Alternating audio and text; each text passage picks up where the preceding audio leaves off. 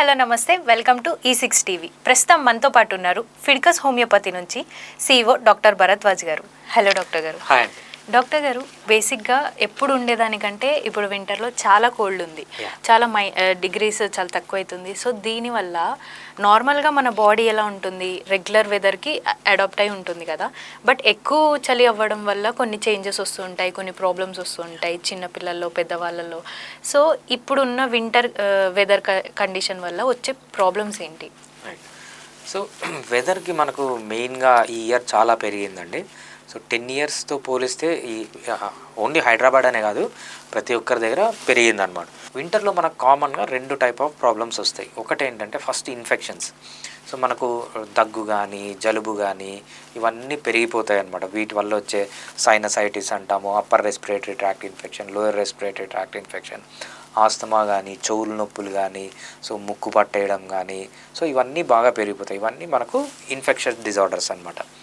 దీంతోనే కాకుండా మెయిన్గా ఏమవుతుందంటే చాలామందికి నొప్పులు పెరిగిపోతాయి. ఎందుకు నొప్పులు పెరిగిపోతాయి అంటే మనకు బాడీలో ప్రతి ఒక్క దగ్గర బ్లడ్ సప్లై ఉంటుంది. ఈ బ్లడ్ సప్లై చేసే పైపులంతా ఏమంటామంటే మనం ఆర్టరీస్, వీన్స్ అంటాం.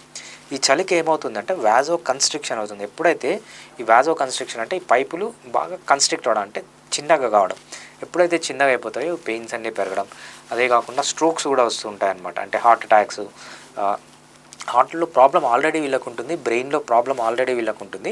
ఈ చలి వల్ల ఏంటంటే ఇవన్నీ కొంచెం దగ్గరకు వస్తాయి. సో దగ్గరకు రావడం వల్ల బ్లడ్ సప్లై ఆగిపోయి స్ట్రోక్స్ రావడము, హార్ట్ అటాక్స్ రావడము, హార్ట్ పెయిన్స్ రావడము, ఇవన్నీ మనము ఈ చలికాలం కొంచెం ఎక్కువగా చూస్తుంటాం. ఓకే, సో ఈ వింటర్లో చిన్నపిల్లలకి కానీ లైక్ పెద్దవాళ్ళకి కానీ ఇన్ఫెక్షన్స్, వైరల్ ఫీవర్స్ ఎక్కువగా వస్తుంటాయి. సో ఎలాంటి ప్రికాషన్స్ తీసుకుంటూ ఉండాలి? రైట్. చాలామంది చేసే తప్పు ఏంటంటే అండి, మీకు ఏదైనా ప్రాబ్లం వచ్చింది, మీరు వెంటనే ఏం చేస్తారంటే డాక్టర్ దగ్గరికి పోవడం, యాంటీబయాటిక్స్ వాడడం, పెయిన్ కిల్లర్స్ వాడడం, యాంటీ హిస్టమైన్స్ వాడడం, ఇట్లంతా చేస్తుంటారు. ఈ ఇయర్ మీకు ఫీవర్ వచ్చింది అనుకోండి, మీరు ఈ ఇయర్ వీలైన తక్కువ అసలు యాంటీబయాటిక్సే వాడలేదు, ఫీవర్ 10 డేస్ ఉండింది అనుకోండి. నెక్స్ట్ ఇయర్ ఏమవుతుందంటే మీకు బాగా ఇమ్యూనిటీ వచ్చి 9 డేస్ ఉంటుంది, ఆ తర్వాత 8 డేస్ ఉంటుంది. ఇట్లా ఇయర్కి మీకు ఇమ్యూనిటీ పెరిగి మీరు పెద్ద అయ్యే కొద్దీ అసలు మీకు మంచి రెసిస్టెన్స్ అనేది వస్తుందన్నమాట. మీరు చేసే తప్పు ఏంటంటే చిన్నదానికి పెద్దదానికి అన్నిటికీ ట్రీట్మెంట్ వాడడం. ఎప్పుడైతే ట్రీట్మెంట్ వాడతారో మీ బాడీలో ఇమ్యూన్ సిస్టమ్ తగ్గిపోయి ఏంటంటే ఇంకా లైఫ్ లాంగ్ మీరు ఈ మెడిసిన్స్ వాడాల్సిన ప్రాబ్లం అనేది వస్తుందన్నమాట.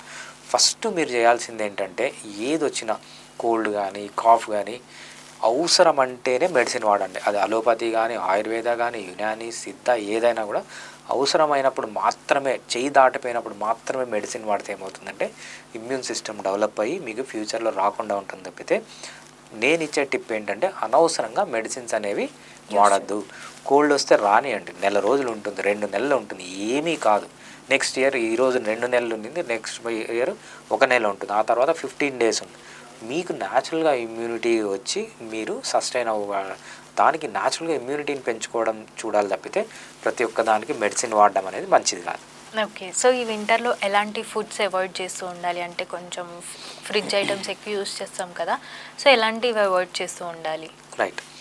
చాలామంది అడిగే క్వశ్చన్ ఏంటంటే ఏం తినాలి అని అడుగుతారు, బట్ మీరు ఏం అవాయిడ్ చేయాలి అని అడిగారు.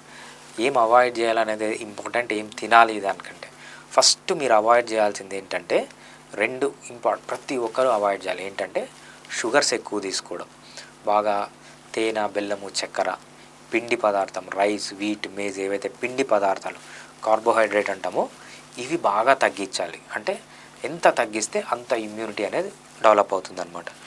నెక్స్ట్ ఫుడ్ గ్రూప్ ఏంటంటే omega-6 ఫ్యాటీ యాసిడ్స్. ఎప్పుడైతే మీరు sunflower oil, safflower oil, seed నుంచి తయారు చేసిన ఆయిల్స్ తగ్గిస్తారో మీ ఇమ్యూనిటీ కూడా బాగా డెవలప్ అవుతుందన్నమాట. చలికాలంలో మీకు కన్నా ప్రాబ్లం ఉంటే ఏవైతే చల్లటి వస్తువులు ఉన్నాయో కూల్ డ్రింకులు కానీ, ఐస్ క్రీములు కానీ ఇవన్నీ బాగా తగ్గించండి. సో ఈ 3 టిప్స్ కన్నా పాటిస్తే ఏంటంటే వింటర్లో చాలా హెల్తీగా, చాలా యాక్టివ్గా ఉంటారు.